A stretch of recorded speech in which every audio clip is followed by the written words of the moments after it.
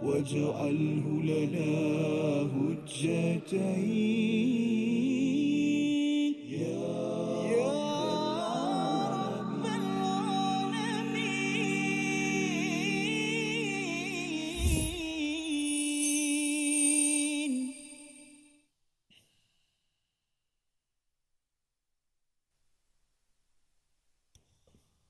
أعوذ بالله من الشيطان. بسم الله الرحمن الرحيم. وإن كنتم على سفر ولن تجدوا كاتبا فرهان مقبوضة. صدق الله.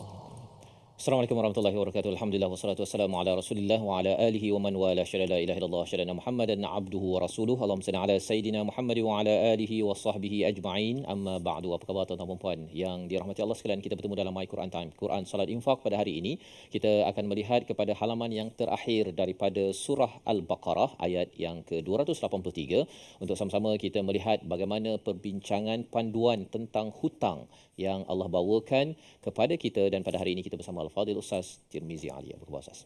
Baik, alhamdulillah. Safa, apa khabar? Alhamdulillah Ustaz ya. Hari ini kita satu ayat saja, ayat 283 nak bercerita tentang masih hutang lagi Ustaz ya. Masih hutang-hutang, dan di hujung surah Al-Baqarah ini bila dulu saya tanya-tanya jugalah mengapa pula pasal hutang kan. Tetapi sebenarnya hutang ini adalah salah satu daripada perkara yang memerlukan takwa Ustaz. Kalau katakan kita ni ada banyak perbezaan, ada orang ada duit lebih, ada kurang, ada yang boleh beli cash, tunai dan sebagainya, tetapi kalau perkara ini tidak selesai berpandukan kepada panduan daripada Quran, maksudnya kembali balik pada awal surah Al-Baqarah, zalikal kitabul la raiba fihi hudal lil muttaqin. Orang yang bertakwa, kalau dia kata saya bertakwa ketika solat saja, tapi ketika dia berjual beli, berinteraksi dengan manusia, dia tidak bertakwa, maksudnya Qurannya itu masih lagi bukan Quran yang original ya. Jadi ini yang kita doakan hari ini, moga-moga Allah terus mengajar kita. Subhanakala ilma lana illa ma 'allamtana innaka antal alimul hakim. Maha suci-Mu ya Allah ya. Subhanakala ilma lana, tidak ada ilmu kecuali yang Engkau ajarkan. Dan itulah yang kita belajar pada episod sebelum ini, iaitu wattaqullah wa yuallimukumullah. Dengan kita bertakwa, Allah akan ajarkan lagi kepada kita ilmu-ilmu daripada apa? Daripada Alkitab yang tidak ada keraguan. Kita perhatikan apakah sinopsis bagi ayat 283 pada hari ini. Iaitu satu ayat yang berkaitan dengan syariat transaksi yang dibolehkan tidak ditulis ya, dan etika muamalah ketika kita bermusafir. Mari sama-sama kita baca ayat 283 bersama Al-Fadhil Ustaz Tirmizi. Sila Ustaz.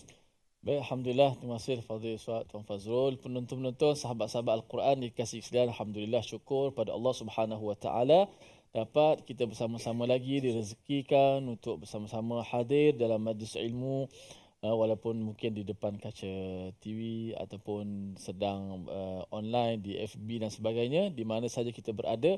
Pada hari ini alhamdulillah Allah berikan kesempatan kepada kita untuk kita mengaji lagi Al-Quran seterusnya, ayat yang ke-283 dah masuk hujung dah surah Al-Baqarah, yang sudah pasti akan meninggalkan seribu banyak kenangan dan kesan yang penting dalam diri kita semua untuk kita ambil bawa ke depan sehingga kita nak masuk surah yang kedua selepas ini, surah Al-Baqarah lah, yang menjadi surah yang ayat yang paling banyak pada surah Al-Baqarah, yang ada ayat yang paling panjang baru saja kita selesai, dan hari ini kita ambil satu ayat 283 untuk sama-sama kita mengaji dan tadabbur ayat-ayat Allah Subhanahu wa taala. A'udzubillahi minasyaitonirrajim. Wa in kuntum ala safarin wa lam tajidu katiban farihanun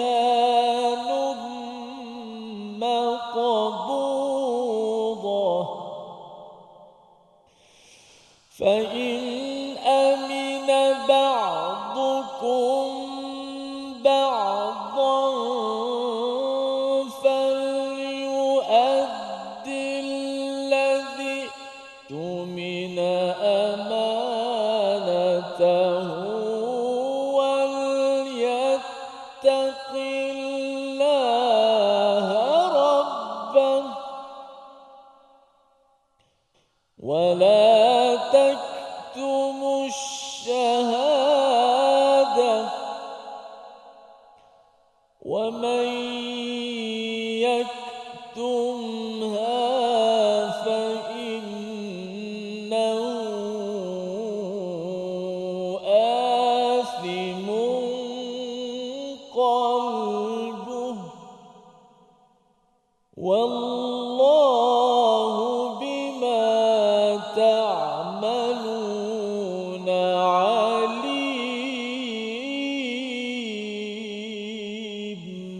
صدق الله العظيم. Surah Al-Azim, itulah bacaan ayat 283 di mana ini adalah kesinambungan daripada apa yang telah pun kita belajar daripada ayat 282 Ustaz ya. Ayat yang paling panjang berkaitan dengan hutang tadayantum dan juga tabayatum yang kita belajar sebelum ini, iaitu kalau kita berhutang ataupun kita berjual beli ya. Hutang itu maksudnya duit lah Ustaz ya. Kalau ada orang bagi pinjam duit dan kemudian kita kena bayar pada ila ajali musamma, sampai satu tempoh yang ditentukan. Tetapi kalau kita berjual beli ya, kita bayar sekarang, kita dapat produk ataupun servisnya kemudian, maka itu juga memerlukan kepada penulisan ya, penulis dan juga syahid ataupun saksi. Dan dalam keadaan zaman sekarang ini kita ada internet, kita ada resit yang boleh di-forwardkan kepada pelbagai email. Yang pentingnya ada bukti tulisan dan juga ada orang yang memahami kebenaran dan hakikat transaksi yang sedang berlaku. Tak boleh sekadar di antara orang berhutang dengan yang dihutangkan saja Ustaz ya. Jadi itu ayat 282.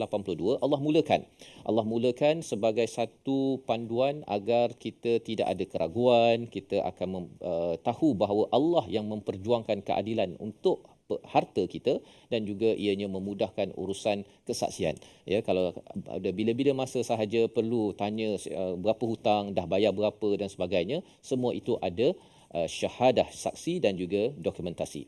Tetapi kalau katakan ya, wa in kuntum ala safarin, jika kamu bermusafir, walam tajidu katiban, tidak ada penulis, farihanum maqbudah, iaitu Allah berikan keringanan Ustaz ya. Kalau katakan kita dalam konteks ini, zaman dahulu mereka ni bermusafir dalam dalam mereka ni banyak bermusafir. Satu, yang keduanya ialah ketika mereka nak berbisnes itu, jalan daripada Mekah ke Madinah ke tempat-tempat lain. Jadi berlakunya hutang ataupun berlakunya jual beli ya. Maka kalau katakan tidak ada katib, tidak ada penulis, maka pada waktu itu farihanum maqbudah, kena ada barang gadaian yang boleh dipegang. Ini adalah syarat yang seterusnya. Maksudnya tidak ada penulis dan tidak ada saksi. Maka kalau dua orang itu saling berhutang, contohnya saya pinjam RM1,000, maka orang yang berhutang itu dia kena bagi satu gadaian, bagi dia punya telefon ke, kan, bagi farihan maqbudah. Bukannya dia kata ini cagaran tapi dia masih guna lagi, tak boleh macam itu. Ataupun dia ada jam ke, ataupun ada perkara-perkara yang boleh dicagarkan sebagai satu tanda dokumentasi. Kalau tadi dokumentasi itu ditulis, tapi kali ini ada bukti bahawa satu transaksi hutang sedang berlaku. Jadi ini adalah panduan daripada Allah Subhanahu Wa Taala untuk kita seharian pun ya. Kalau katakan ada orang pinjam, dia nak pinjam banyaklah Ustaz ya. Dia kata bahawa saya nak pinjam 20,000. Mungkin kadang-kadang ada orang bagi grant kereta contohnya. Grant kereta padahal belum tukar nama lagi, tapi grant itu bila dia dah pegang itu sebagai satu peringatan kepada orang yang berhutang untuk bayar hutang lah. Kalau nak dapatkan balik grant kereta tersebut ke, janganlah bagi lesen ke, IC ke, jangan bagi gitu Ustaz ya, pasal itu dokumen yang kita gunakan pada setiap masa. Ini adalah farihan ini daripada perkataan rohana, membawa kepada istilah gadaian. Ya, biasa orang cakap rahnu tu, itulah ya apa yang ada ini. Jadi kalau dia ada emas, dia bagi emas. Kalau dia ada tanah contohnya ya, dia ada grant tanah, dia bagi tanah untuk memastikan bahawa transaksi itu adalah transaksi yang dipersetujui bersama. Fa in amina ya, jika dia percaya kepada antara satu sama lain, iaitu di antara pemberi hutang dengan yang berhutang, dia saling percaya. Ini kawan baik ni. memang percaya susahlah kalau nak apa dia tikam belakang ke tak bayar ke sebagainya. Ini biasanya kawan lama, adik-beradik dan sebagainya. Maka apakah yang perlu dibuat? Fal yu'addil ladzi tumina amanatahu. Maka Allah memberi penekanan kepada orang yang berhutang itu bukan lagi hutang. Ini digelar sebagai amanah, ya, amanah daripada Allah SWT, kerana yang dia cagarkan, kalau tadi ayat 282 bercakap tentang ada penulis, ada dua saksi, memang dia kena bertanggungjawab untuk bayar. Kalau yang kaedah kedua tadi itu ada barang cagaran, tapi kali ketiga ni mulut dia. Dia cakap je dekat WhatsApp kan, saya nak pinjam 1,000 lah. Kan. Jadi kalau katakan kita memilih, kita percaya sangat pada orang tersebut, kita boleh pilih kaedah ketiga. Kita nak menyambung sebentar lagi macam mana kaedah ketiga ini perlu diperhatikan benar-benar. Namun kita berehat sebentar. Kembali semula selepas ini dalam My Quran Time, Quran Salat Infaq, insya-Allah. واجعله لنا هجتين يا رب العالمين.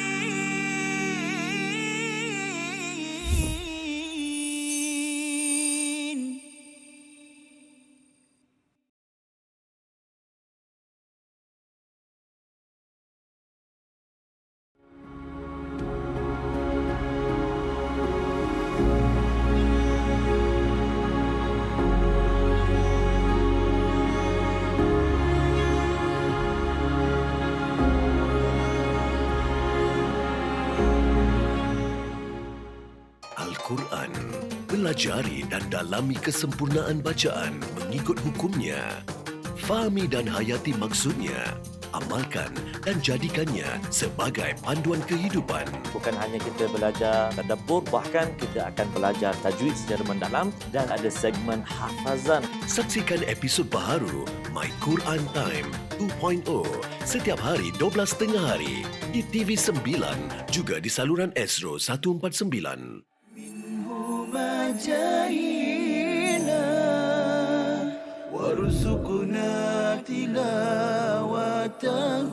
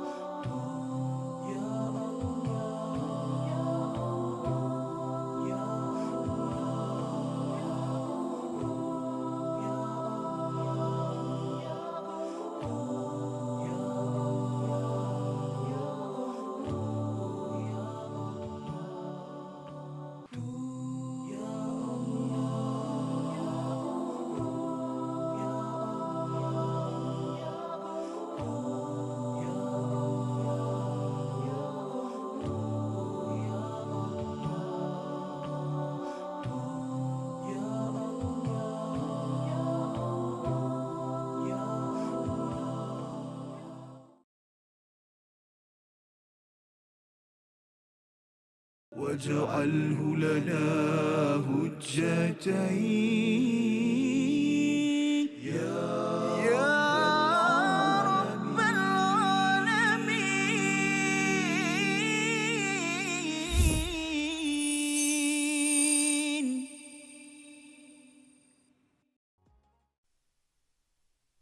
بسم الله الرحمن الرحيم وإن كنتم على سفر ولم تجدوا كاتبا فرهان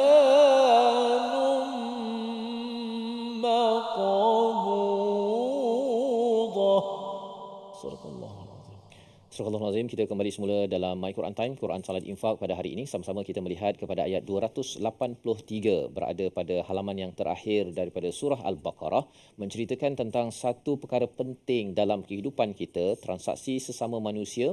Kalau kita melihat kepada juz yang pertama berkaitan dengan hubungan dengan Tuhan, tentang Quran, dan pada juz yang kedua itu berkaitan dengan solat, hubungan dengan Tuhan Ustaz ya, selain daripada puasa, berkaitan dengan zakat dan sebagainya. Tapi hubungan dengan manusia yang diberi penekanan pada juz yang ketiga ini adalah infak, jangan riba, dan berhutang ataupun pembelian yang melibatkan masa tertangguh yang perlu diberi perhatian. Maka apa yang kita belajar pada bahagian pertama tadi, kalau katakan orang tak ada penulis Ustaz ya, ada daripada Imam Suyuti ya menyatakan daripada Ibnu Abbas bahawa ada yang membaca walam tajidu kitaban ya, bukan katiban tapi kitaban, ada yang baca begitu ya. Mengapa baca begitu? Dia membawa maksud yang berbeza, tapi asasnya ialah apa? Walam tajidu katiban itu tidak ada penulis. Kadang-kadang ada orang yang boleh menulis Ustaz ya, tetapi tak ada pen ataupun pensel, ataupun tiada dakwat, ataupun tak ada kertas. Zaman sekarang ni kalau nak buat transaction itu tak ada internet contohnya kan, maka itu juga digelar sebagai walam tajidu katiban, yang membawa kepada dokumentasi yang sesuai untuk merekodkan yang berhutang, berapa kena bayar, bila, segala syarat-syarat yang ada. Maka dibenarkan untuk farihanum maqbudah. Jadi di sini ada syarat yang tersendiri ya. Bagi setengah mufassir menyatakan bahawa ini bukanlah wajib Ustaz ya, yang kena tulis itu dia tak wajib. Kalau katakan dia boleh nak bergerak kepada farihan maqbudah pun boleh, ataupun nak bergerak kepada aminah ataupun memberi amanah kepada orang yang berhutang itu boleh bergerak daripada 1, 2, 3 tersebut. Tak adalah syaratnya mesti kalau tak ada penulis langsung maka tak boleh kita terus bagi hutang kepada kawan ya. Jadi ini adalah sebagai satu hidayah. Dalam Al-Quran ada tempat yang diletakkan sebagai kewajipan, ada sebagai panduan untuk kita membuat keputusan. Tetapi ada manfaat yang besar berbanding dengan ada yang setengah kata bahawa alah takkanlah sikit-sikit nak tulis contohnya kan. Sebenarnya ada asas di dalam Al-Quran dan Allah suruh kalau saya nak buat, saya pilih, awak bolehlah berhutang dengan saya. Kalau awak tak nak ikut saya ikut pada Quran, awak pergilah cari orang lain. Lebih kurang begitulah ya, poin yang sedang kita fahami dalam ayat 282 dan 283. Jadi pilihan ketiga ialah apa? Fa in amina ba'dukum ya, kita baca sekali lagi bahagian yang tengah ini, fa in amina, sehingga wal yattaqillah rabbah bersama Ustaz Tirmizi untuk sama-sama kita beri perhatian pilihan ketiga ketika berhutang di antara sesama kita bersama Ustaz Tirmizi. Baik, alhamdulillah, terima kasih Fadil Fazrul. Ada pilihan lagi ya. Ada maksud pilihan. dia kalau tidak ada penulis, tidak ada saksi, ada pilihan-pilihan untuk, maksud dia ada kelonggaran untuk memudahkan seorang. Mungkin ada situasi-situasi tertentu kan, tak jumpa itu, tidak ada ini, tidak ada internet ataupun dalam keadaan terdesak dan sebagainya. Maka bagaimana cukup kita kata syumul ataupun lengkap itu, sempurna itu, Nabi bawa Al-Quran kepada kita sehingga alhamdulillah bukan sekadar bacaan yang didengari, dibaca dapat pahala, tapi panduan. Kalau kita ikut ini, hatta orang bukan Islam juga kalau dia ikut panduan Al-Quran, dia akan dapat bagaimana manfaatnya, hebatnya, ataupun bagaimana kita kata harmoninya, amannya dunia ini kalau masing-masing ikut acuan daripada pemilik ataupun pencipta alam ini, Allah Subhanahu Wa Taala. Kita baca daripada Fa'in Aminah.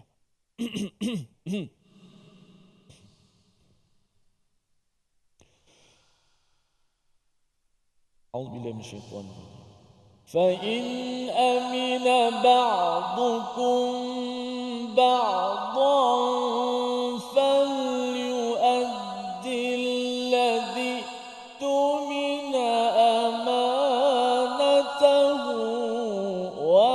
وليتق الله ربه ولا تكتموا الشهادة ومن يكتمها فإنه آثم قلبه والله بما تعملون عليم. صدق الله. Surah Al-Azim. Tetapi jika sebahagian daripada kamu mempercayai sebahagian yang lain, hendaklah yang boleh dipercayai itu menunaikan amanahnya dan hendaklah dia bertakwa kepada Allah Subhanahu Wa Taala, ya. Jadi ini adalah syarat yang ketiga, Ustaz, ya, ataupun pilihan yang ketiga. Jika kita ada kawan, ada adik-beradik yang mencapai tahap 3, kalau kita tengok ada orang yang bersama dengan kita ini tahap 1, yang kita semuanya kena tulis, kan, kena ada saksi lah apa sebagainya. Ini berbeza di antara satu sama lain. Mungkin ustaz pun sama, saya pun sama, kan. Ada orang kategori A, yang semuanya okey, jom kita duduk buat dokumentasi, saksi mana sila sign, barulah duit dipindahkan, ataupun kalau ada transaksi bisnes itu ianya dilakukan tabayatum. Kategori yang kedua ialah orang yang boleh bagi harta cagaran, ustaz, ya. Dia tak ada dokumentasi, tak payah saksi lah, ya, tapi bagi cagaran. Kumpulan yang ketiga ini adalah fa'in amina, iaitu kita percaya, tak payah barang cagaran, tak payah saksi, tak payah nak tulis-tulis, ya. Maka apa yang Allah cakap, ianya berat kepada orang yang menerima hutang tersebut, yang dipercayai itu, untuk falyu'addil ladzi tumina amanatahu, iaitu perlulah dia menunaikan apa yang telah dipercayai daripada amanahnya. Dia berkali-kali Allah ulang perkataan tu, ya. Dia dipercayai, dia diamanahkan dengan amanahnya. Maksudnya ini adalah amanah besar bila orang percaya kita. Bila orang percaya bagi duit 100, okey dah, tak payahlah tulis-tulis, kan. Dalam WhatsApp dia ada, nanti saya transfer pasal awak terdesak, kan. Maka kalau ada orang yang sanggup transfer terus on the spot tersebut, ya, pada masa itu tanpa dia perlukan saksi, kena okey bagi dulu jam awak, ya, awak ada apa, kan, baru saya boleh bagi transfer ke dalam akaun, maka itu adalah satu amanah yang Allah bawakan. Dan sudah tentu kalau kita kembali balik kepada surah Al-Baqarah pada peringkat awal, allazina yu'minuna bil ghaib, orang yang percaya kepada al-ghaib, dia ada iman, maka dia akan menjaga amanah ini, ya. Itu sebabnya kalau kita nak kategorikan, nak cari orang yang kategori ketiga ni, ustaz, ya, dia adalah orang yang ada portfolio amanah dan iman yang bagus, kan. Pasal kalau kita tahu, kadang-kadang kita rasa macam dia solat, kan, tapi bab bayar hutang ni Lihat. memang lihat, kan, macam-macam. Saya ada anak sakit lah, ada kucing sakit lah, ada macam-macam, kan. Jadi kalau ada orang yang begini, maka dia tidak mencapai kategori fa'in amina, ya. Jadi bila Allah menggunakan perkataan jika dipercayai, itu menunjukkan kita sudah pun mengkaji orang tersebut dan kita berhati-hati, ya. Ataupun kalau kadang-kadang tersilap, ustaz, ya. Kadang-kadang kita rasa macam ada kawan recommend, kita tersilap sekali saja, kita boleh tersilap. Selepas itu kita masukkan dia kategori A ataupun kategori B tadilah. A itu memang okey, saksi dulu, dan tulis dulu, barulah kita transfer. Jadi ini adalah satu cara pengurusan harta, ataupun kalau kita berbisnes pun sama juga, Ustaz, ya. Vendor kelas A, kelas A ni yang semuanya strict. Vendor kelas B, ya, lebih kurang saja asalkan dia boleh buktikan bahawa dia ada projek ataupun cash. Tapi kalau vendor kelas C ni, ustaz, ya, dia alah you ambil je lah, kan, nanti you bayar, saya tahu you boleh bayar. Ini adalah cara untuk kita mengenal diri kita, ya, dalam berinteraksi ataupun bermuamalah dengan manusia. Dan ini diikuti dengan satu lagi peringatan kepada si yang berhutang, wal yattaqillaha rabbah, dan bertakwalah kepada Allah sebagai Tuhannya. Itu banyak kali, ustaz, ya. Tunaikan amanah yang telah dipercayai amanahnya, tapi bertakwalah kepada Tuhannya. Kan? Nak ceritanya apa? Orang ini kena berhati-hatilah, ustaz. Ya. Orang dah percaya, jangan sampai merosakkan kepercayaan, pasal sekarang ni Allah menjadi saksi. Allah menjadi saksi. Allah yang menulis, Allah yang menjadi saksi. Kalau kamu tak bayar hutang, orang dah percaya, maksudnya Allah lah yang akan yang akan mendakwa pada suatu masa nanti. Membawa pada perkataan pilihan kita pada hari ini, kita saksikan. Iaitu perkataannya ialah wala taktumus syahadah. Yang kita ingin beri perhatian pada perkataan taktumu daripada kata akar katama, iaitu menyembunyikan. 21 kali disebut di dalam Al-Quran, surah Ali Imran, dalam surah An-Nisa, dalam surah Ghafir. Untuk sama-sama kita beri perhatian pada blok yang akan datang, bagaimana orang yang telah dipercayai oleh kawannya, oleh adik-beradiknya, jangan sampai bila minta hutang, kena bayar balik, ia menyembunyikan kepada segala kepercayaan yang telah pun diberikan. Kita berehat sebentar, kembali semula selepas ini dalam My Quran Time, Quran Salat Infaq, insyaAllah. واجعله لنا هجتين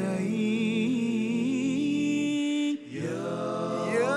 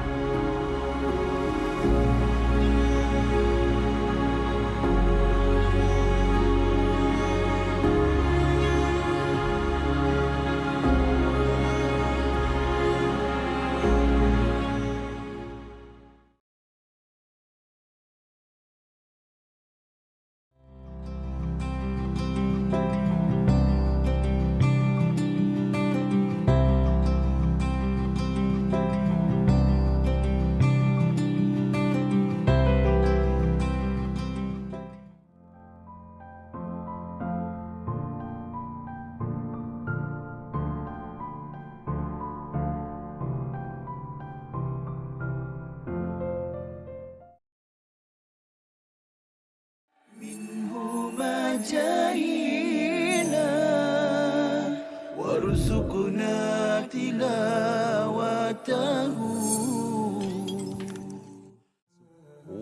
Dia hadis palsu disebut hadis maudhu'. Satu. Okey. Ada hadis la yu'rafu.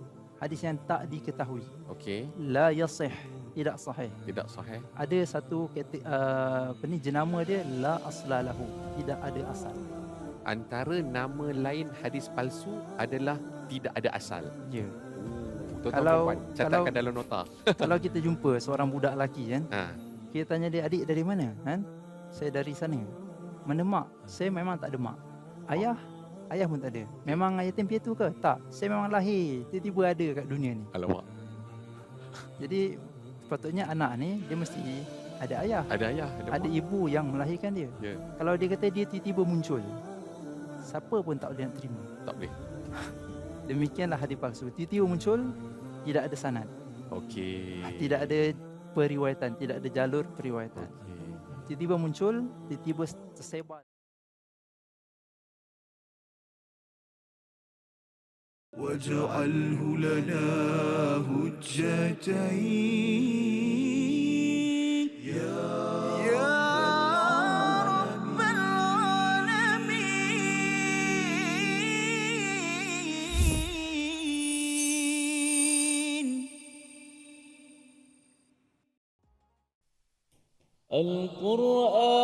القرآن هو كتاب كلام الله الذي يقرأه المسلمون والمسلمات ليلا نهارا. القرآن كلام الله.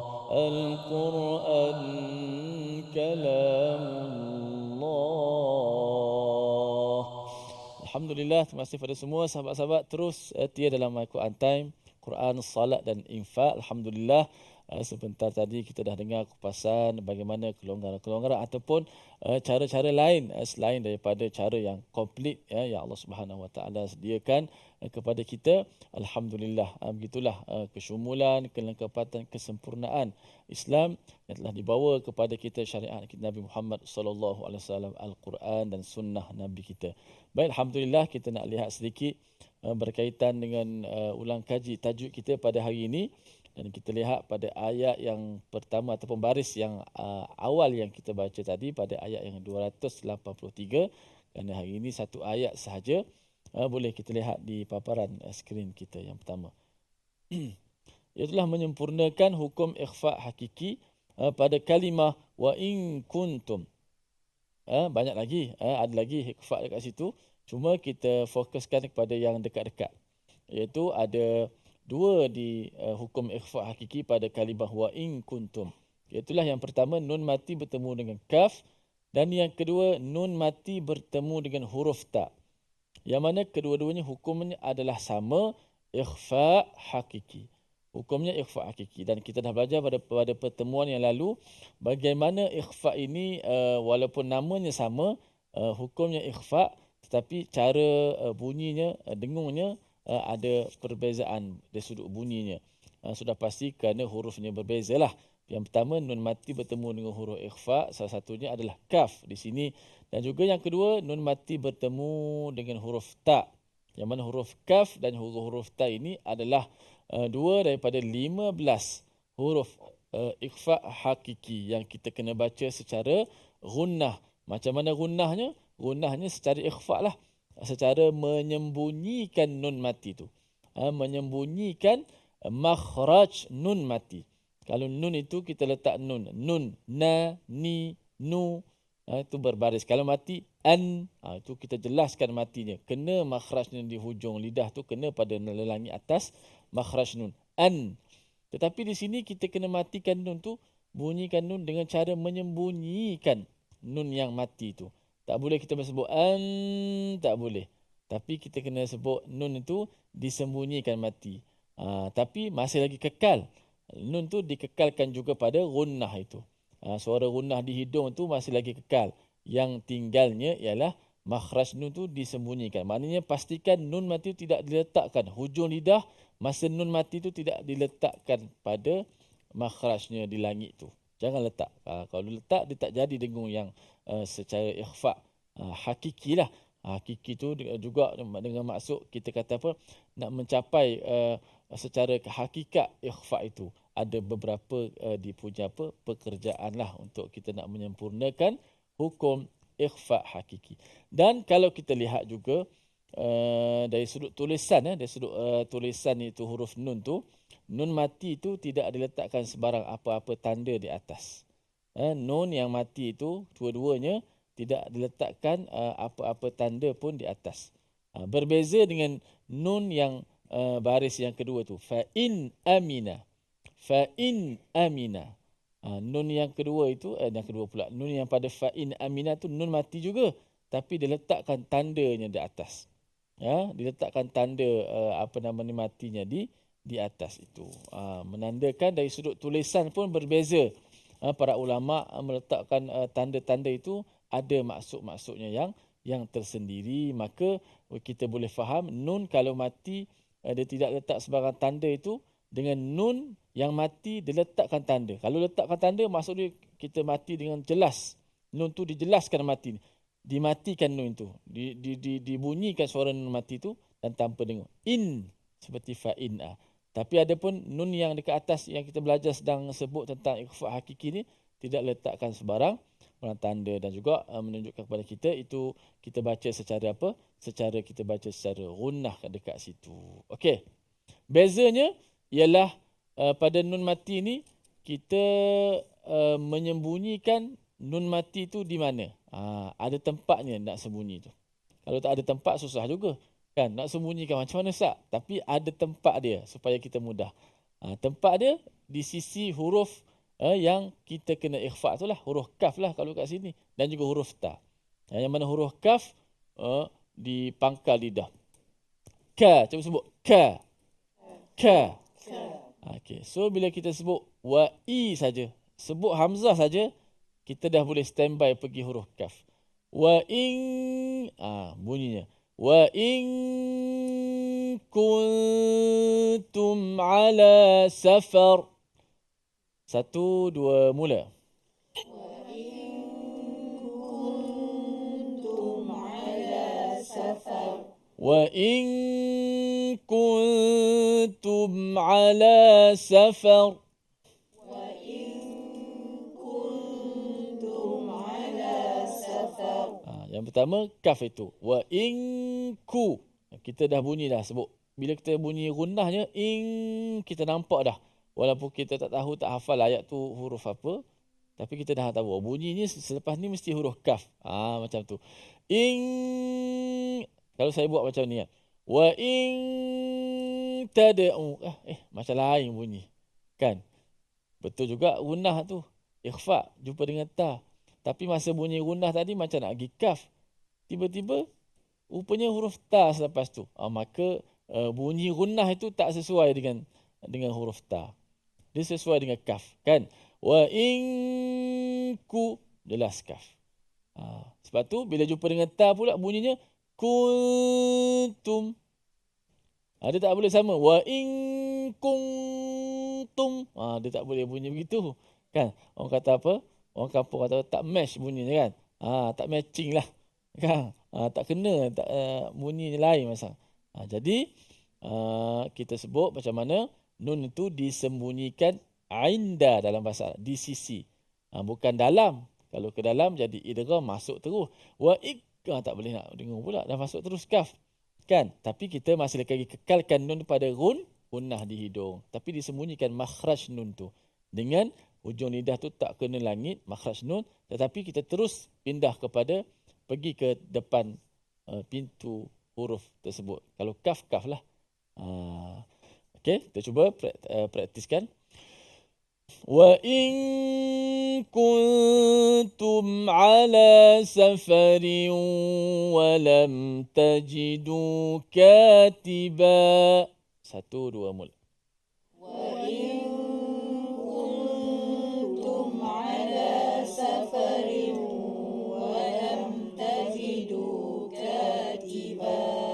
Wa in kuntum كنتم على سفر ولم تجدوا كاتبا وإن كنتم على سفر ولم تجدوا كاتبا وإن كنتم على سفر ولم تجدوا كاتبا وإن كنتم على سفر ولم تجدوا كاتبا okay, sedikit lagi pada huruf ta.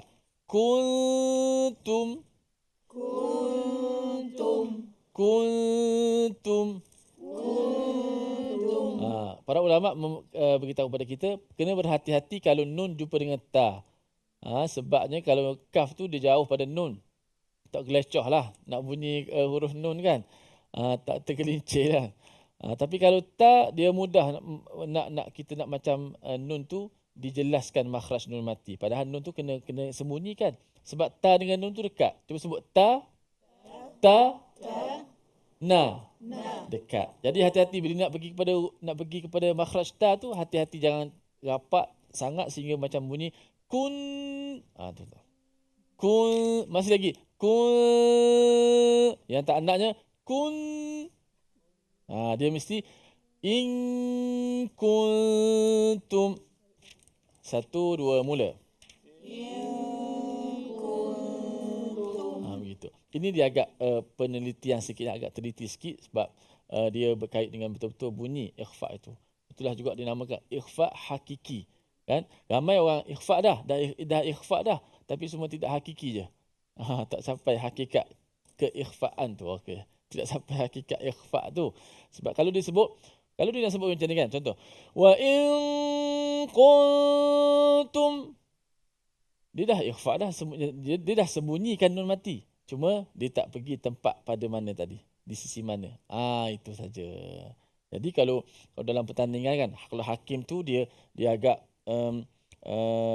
dia kata maksud dia agak longgar lah, tak kisahlah. Yang penting dia jangan bunyi nun tu bunyi wa in kun sudah.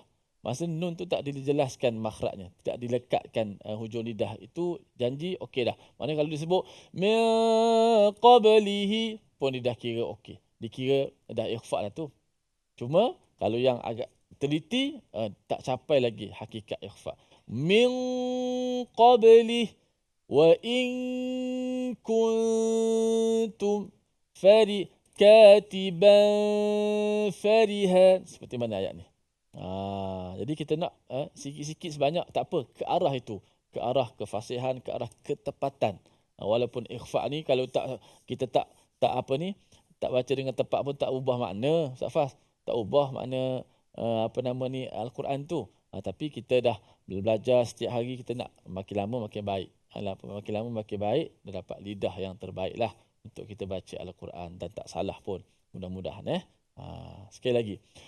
وَإِن كُنتُمْ عَلَى سَفَرٍ وَلَمْ تَجِدُوا كَاتِبًا فَرِهَانٌ مَقْبُوضَةٌ وَإِن كُنتُمْ عَلَى سَفَرٍ وَلَمْ تَجِدُوا كَاتِبًا فَرِهَانٌ مَقْبُوضَةٌ. Baik, Alhamdulillah. Kita nak berehat seketika. Jangan ke mana-mana, kembali selepas ini dalam My Quran Time. واجعله لنا هجتين يا رب العالمين.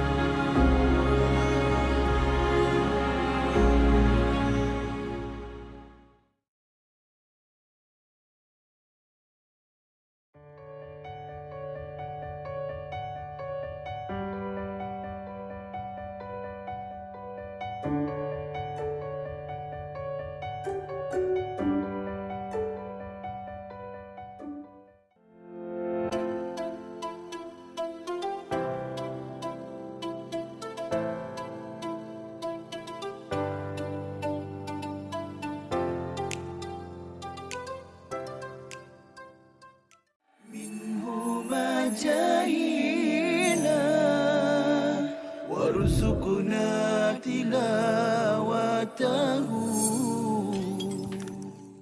Ketika mana berlakunya penyakit ataupun wabak yang besar itu, adakah itulah solat tu dibolehkan ataupun tidak, bagaimana? Okey, baik. Yang ni sebenarnya satu soalan yang memang biasa ditanya.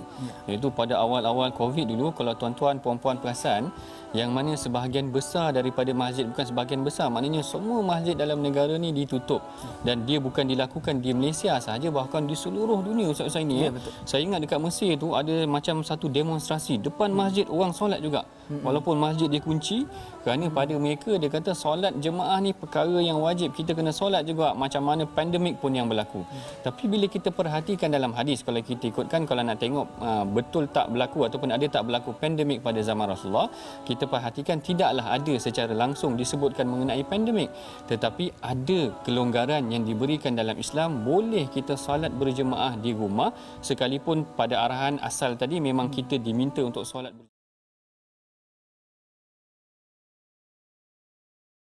واجعله لنا هجتين يا رب العالمين.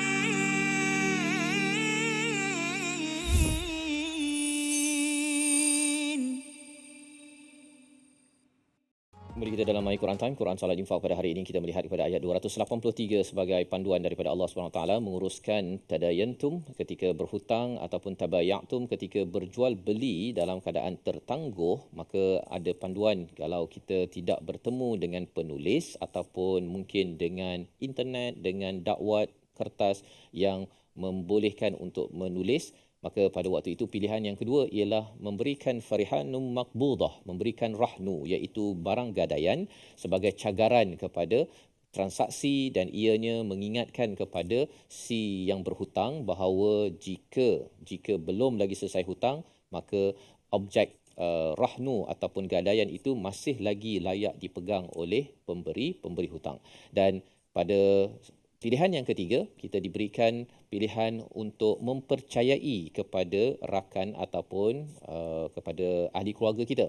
Tetapi ada dua syarat yang perlu diberi perhatian. Itulah yang pertama amanah, yang keduanya adalah takwa. Iaitu amanah ini daripada si rakan tadi, dan takwa itu adalah keberagamaan orang itu untuk kita jadikan sebagai profil untuk kita memberi kepercayaan, dan akhirnya dengan amanah dan juga takwa itu dia akan menunaikan kembali apa hutang ataupun transaksi yang belum lagi ditunaikan. Mari sama-sama kita baca ayat 283 sekali lagi, dan di hujung itu ada satu kesimpulan besar untuk kita yang melaksanakan muamalah sesama manusia. Bersama Ustaz Tirmizi. Silakan.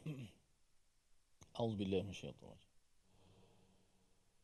Wa in kuntum ala safarin wa lam tajidu katiban farihanun maqbudah fa in amina ba'dukum ba'dan falyu'addi alladhi tumina amanatahu walyattaqillaha rabbah wa la taktumu ash-shahadah wa man yaktumha fa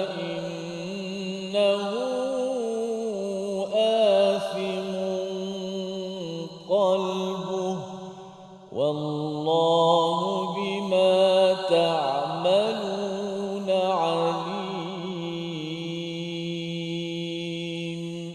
صدق الله. Surah Al-Azim pada hujung ayat 283 ini Allah menegaskan wala taktumus syahadah, iaitu janganlah kamu menyembunyikan syahadah kesaksian. Apa maksudnya? Kembali balik kepada transaksi dalam hutang ataupun jual beli ini ada syahadah Ustaz ya, iaitu ada kesaksian, ada saksi satu. Kalau katakan seseorang itu tidak ada saksi, maka apabila ada farihanun maqbudah, iaitu barang cagaran itu sebagai satu bukti untuk menunjukkan bahawa saya sedang berhutang. Dan kalau katakan seseorang itu mempercayai, maka orang itu sendiri sebagai saksi Ustaz ya, saksi bahawa saya mendapat amanah daripada rakan saya yang memberi hutang RM100 dan saya bertakwa, saya bersaksi bahawa Allah menyaksikan kepada hubungan transaksi tersebut, saya menerima RM100 pada bulan lepas dan saya bersetuju untuk membayar pada bulan ini contohnya. Maka di sini Allah menyatakan wala taktumu syahadah, kerana apa? Kerana syahadah ini amat penting terutama waktu ada konflik lah Ustaz. Ya, bila dah bergaduh, bila ada perbezaan pendapat, tak dapat bayar hutang, pada waktu ini kesaksian pada tahap ketiga ini adalah amanah dan takwa. Ya, jika amanah dan takwa pada waktu itu merudum Ustaz ya, maka kesannya apa? Orang ini akhirnya kata bahawa saya tak ada hutang kan, ataupun kan saya dah beritahu saya ni boleh bayar sebulan ataupun setahun, jadi saya sekarang ni bayar setahun lah. Jadi orang dah minta dah kan, tadi hari tu kan kata sebulan kan. Tak. Jadi dia sudah menyembunyikan kebenaran daripada amanah yang telah diberikan, walaupun kawan awal percaya, tapi akhirnya dia memecahkan amanah dan dia memecahkan takwa kepada Allah Subhanahu Wa Taala. Jadi dalam hal ini Allah menyatakan siapa yang yaktumha, siapa yang menyembunyikan syahadah, dia dah tahu dah dia kena bayar, tapi dia sekadar dia apa Ustaz ni? Dia belok-belok tu kan. Dia kata tak boleh lah, saya tak dapat income belum dapat lah, macam-macam dia cornernya, maka Allah mengatakan fa innahu athimun qalbuh. Itu adalah kerana apa? Hatinya yang berdosa. Jadi bukan sekadar dia pandai bercakap ataupun membuat alasan-alasan pelbagai, tetapi asasnya itu adalah pada hati. Dan kembali balik kepada juz yang pertama, kita bercakap tentang Quran ini adalah untuk mengubat hati Ustaz ya. Mengubat hati sehingga kan orang yang baca Quran, walaupun mungkinlah dia kena bayar kan, maksudnya bukan interest manfaat kepada dia tetap juga dia tahu bahawa nanti Allah akan saksikan saya telah diberikan amanah tapi saya merosakkan, dan kalau Allah mengazab saya kena bersedia. Kan? Jadi dengan sebab itulah mengapa qalb itu menjadi sebagai satu perkara yang penting diberi perhatian, dan ini tarbiyah daripada Allah dalam Al-Quran, di mana kalau tidak Ustaz ya, siapa-siapa sahaja yang mendapat amanah ni dia boleh pecah amanah.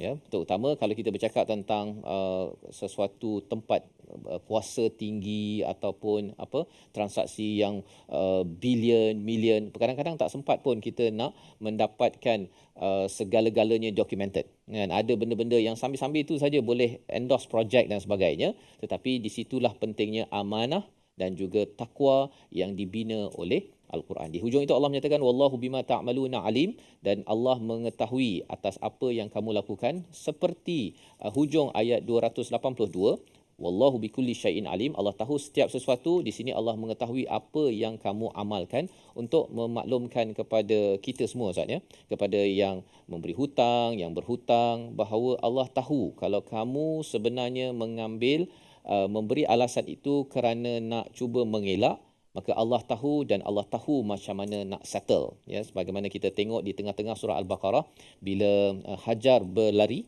kan, Safa wal Marwah itu, Allah cakap Allah ini syakirun alim. Allah ni amat menghargai dan Allah tahu macam mana nak uruskan masalah. Di sini kalau kita sendiri yang berbuat masalah ya, nak menipu kepada orang yang kita berhutang, maka Allah tahu macam mana nak uruskan, dan pada waktu ini kita perlu mengambil berat terhadap apa sahaja hubungan kita sesama manusia. Membawa pada resolusi kita pada hari ini, kita saksikan. Iaitu yang pertama, kita ingin sama-sama menggunakan muamalah ar-rahnu dan jual beli yang sah untuk jauhi unsur riba. Ya, dibenarkan untuk rahnu Ustaz ya. Dapat duit dan kita gunakan. Kalau kita guna riba ini, kita bagi barang tersebut, kita bayar harga murah ataupun lebih, kadang-kadang ia melibatkan riba tadi, pasal kita guna duit yang tidak dibenarkan. Yang kedua, tidak memberi kesaksian palsu atau menyembunyikannya. Kita dah tahu kebenaran walaupun di depan penguasa, di depan pemimpin, jangan yes man saja Ustaz ni kan. Dia kalau tak betul bos, tak betul bos kan. Ini sebenarnya bos hutang 100 je. Itu cabaran syahadah ini bila kita berinteraksi dengan penguasa, orang yang berautoriti ataupun yang ada interest ya kepada kita. Yang ketiga, beri kepercayaan kepada orang yang berbuat baik, yang percaya kepada kita, jangan kita musnahkan, dan kita tahu bahawa ia adalah bantuan daripada Allah sehingga orang percaya kita. Jangan sampai kita memecahkan amanah tersebut. Kita berdoa pada Allah SWT, kita menjadi orang yang bertakwa. Bismillahirrahmanirrahim. Alhamdulillahirabbil alamin wassalatu wassalamu ala asyrafil mursalin. اللهم اغفر لنا ذنوبنا وكفر عنا سيئاتنا وتوفنا مع الأبرار. اللهم اجعلنا من المتقين، اللهم اجعلنا من المقبولين، اللهم اجعلنا من المقبولين، اللهم اجعلنا من الذين أنعمت عليهم من النبيين والصديقين والشهداء والصالحين وحسن أولئك رفيقا. Ya Rabbal Alamin, Ya Allah, jadikanlah kami orang-orang yang bertakwa, Ya Allah. Ya Allah, jadikanlah kami orang-orang yang benar-benar takwa, Ya Allah. Hati-hati kami, hati yang sentiasa berhati-hati dengan dunia ini, Ya Allah. Melangkah dengan penuh hati-hati, Ya Allah. Takut-takut terkena dengan duri-duri dosa yang boleh menyebabkan kemurkaan-Mu, Ya Allah. Ya Allah, rahmatilah kami dengan Al-Quran, Ya Allah. Muliakanlah kami dengan Al-Quran, Ya Allah. Akhlakkanlah kami dengan akhlak Al-Quran, Ya Allah. Adabkanlah kami dengan adab Al-Quran, Ya Allah. Jadikan Al-Quran yang kami baca, Ya Allah, benar-benar masuk dalam diri kami untuk menjadi kami Ahlul Quran, Ya Allah. Untuk menjadikan kami Al-Quran yang bergerak, Ya Allah. Untuk kami beramal dengan isi kandungan ayat-ayat-Mu yang mulia, yang suci ini, Ya Allah. Amin ya Rabbal Alamin. Wa sallallahu wasallam wa baraka ala Muhammad. Walhamdulillahi Rabbil Alamin. Amin amin ya rabbal alamin. Moga-moga Allah mengabulkan doa kita benar-benar daripada lubuk hati kita agar tidak dosa-dosa dalam transaksi muamalah kita ini menghitamkan hati kita, dan inilah yang kita ingin terus gunakan hati yang sejahtera ini untuk terus berjuang bersama Al-Quran. Salah satu platformnya tuan-tuan adalah tabung gerakan Al-Quran. Tuan-tuan boleh menyumbang pada nombor yang tertera, menghubungi nombor hotline yang ada agar Al-Quran membina hati yang sejahtera sehingga kan kita jujur, amanah dan bertakwa dalam muamalah kita sesama manusia. Kita bertemu lagi dalam siri akan datang untuk melihat kepada ayat-ayat akhir daripada surah Al-Baqarah, bagaimana kalau ada konflik dalam muamalah sesama manusia, ada satu ayat menjadi bekalan kepada kita. My Quran Time, Quran Salat Infaq, insya-Allah.